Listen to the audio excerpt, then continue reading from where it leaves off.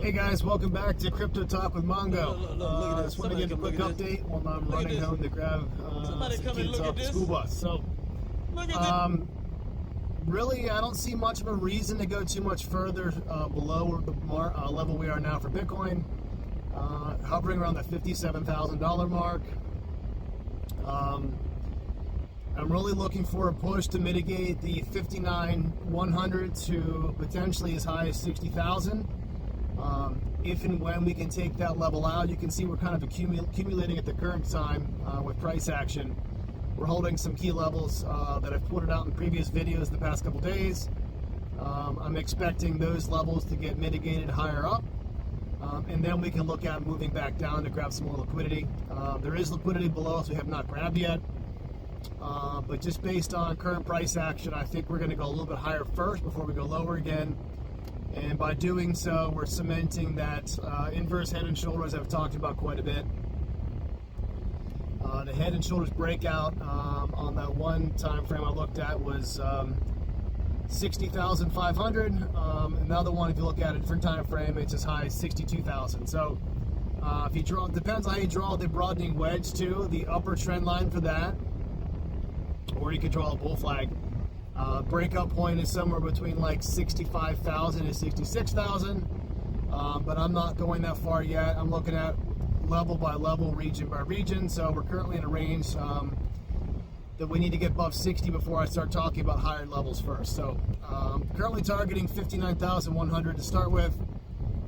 We could go as low as 56,400. I'll be looking for bigger longs at that point in time based on what I see in terms of reaction. But that's what I see thus far.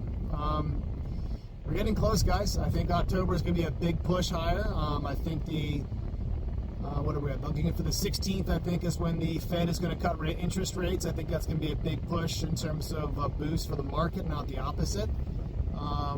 And I'm looking for us to start making a move here at the end of September, beginning of October, in terms of our end of the bull market cycle in the next 6 or 8 months. I'm looking more towards the February time frame. If we get it back, we'll adjust some things in terms of our projections at that point in time, but I think we're going to have a huge push in the next 6 months.